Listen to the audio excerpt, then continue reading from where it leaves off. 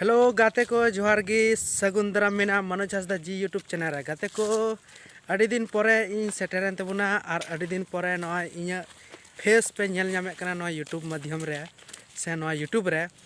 और अड़ी दिन परे इन आपे लगी नवा नवा वीडियो आगु रना हिजु रना इन चेष्टायदा और आई मीन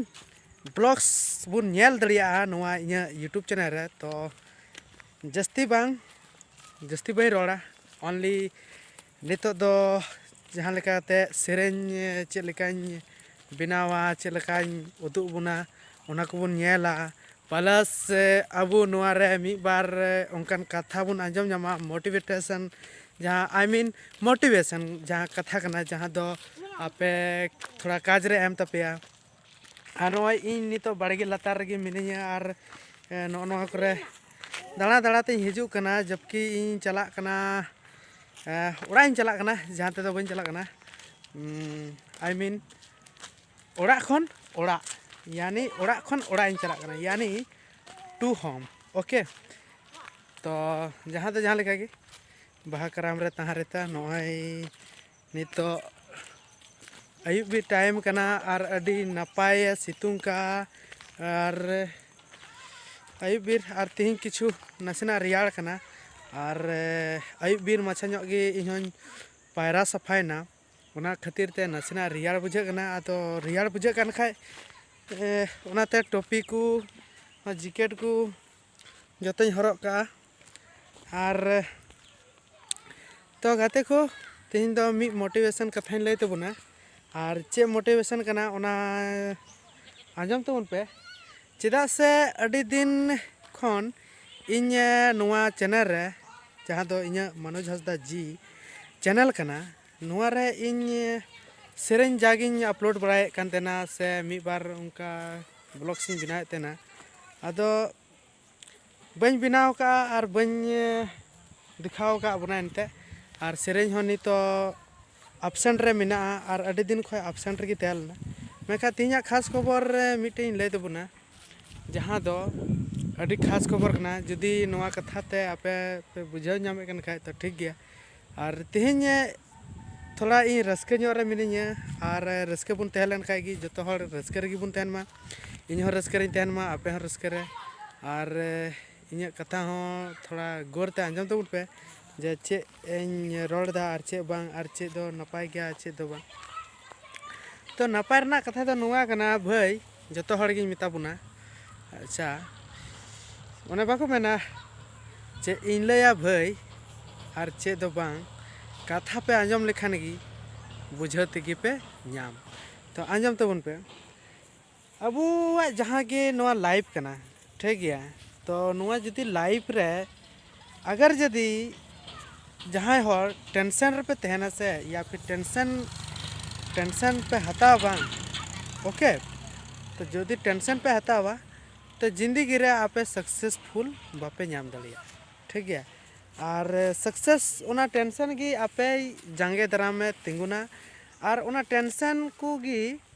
माने आपे टेंशन से लड़ाई हुआ जबकि टेंशन आमा हॉर्मो रे आमा माइंड रे आमा एवरीथिंग जहाना कमीर गी जमन बांग हिजू और हिजू रे हो ओना सता लड़ाई चीद में जुदी लड़ाई बाम चीदा जुदी ओना बाको मेना पौरा निशा से हांडी निशा जहाँ लेका गी आम दो उनी निशा लड़ाई चीद में ठीक गया उनी निशा उनी आमा हॉर्मो रे अलुम हे चुया ठीक गया लड़ाई ची आई मीन निशा दो उनकान जिनिस कना बोले आम जुदी उनका निशा सता लड़ाई जुदी मेन खान तो चे लेकारम लड़ाई निशा सता पहले टेंशन सता लड़ाई लैदा उसका निशा सता लड़ाई लैया और बांखान दो आयमा हर टेंशन सता हो पे लड़ाई कना मेन खा टेंशन सता बापे टेक दा आ निशा सता पे लड़ाई कना निशा सता हो बापे टेके कना तो नितो दो टेंशन सता लड़ाई रेना इन लय दबना चे लेका रे आपे सक्सेसफुल पे नाम दरे टेंशन नेल पे आपे जुदी ठीक गया अगर जुदी आपे ठीक है अगर जुदी आपे टेंशन जुदी आपे हॉर्मो रे या आई मीन चे को मेना बासायना तो बुझकम आमदम चाबायना उना इयाते उनी साथ लड़ाई रना कथा दो नोआ कना जे आम दो उना एक्सेप्ट गे अलम एक्सेप्ट रना रिके गे अलम रिके जुदी टेंशन रना एम रिके किदा तबे तुम आमदम बर्बाद उतरो उना साथ लड़ाई चीत में ताकि आम उना ओचो गिडी कते आम चे मने का चे बांग लाइफ रे टेंशन बहुत हिजू गया जस्तीम पढ़ा रहा टेंशन हिजुआ जस्तीम कमी रहा टेंशन में हिजुआ जस्ती पैसा में कमा रहा टेंशन हिजुआ जस्ती आई मीन कम एम कमा रहा टेंशन हिजुआ हर टाइम टेंशन हिजुआ मेनखान उना साथ लड़ाई चीज में तबे खान दो सक्सेस एम जामा और बांखान दो बाम जामा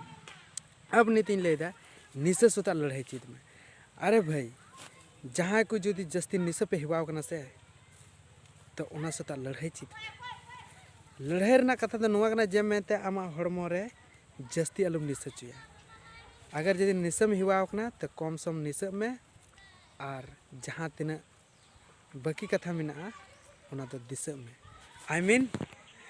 नो निशा ज़्यादा दिशा और तबे आने की आमदम सक्सेस हो और बांखान निशा निशाते जहाँ हड़ चेर पे निशा जरवाव कना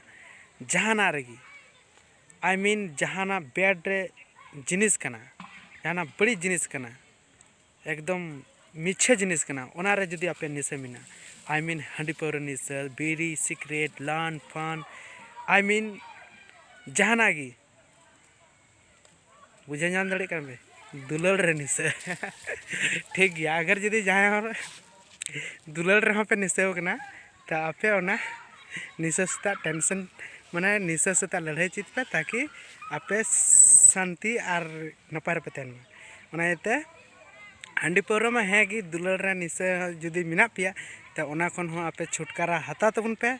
और आपे लाइफ रे चे मिना तपे मने रे ओना सक्सेस लगी दलंग ताड़ाम तबन पे तो तेहना कथा दो चेक पे बुझाव के तबना और चेक दो बांग नौका गी कथा लई जरवाया और वीडियो को एवरे टाइम रे बिना तबना टाइमिंग नाम लेखान बनावा बई नाम खा दो बई बनावा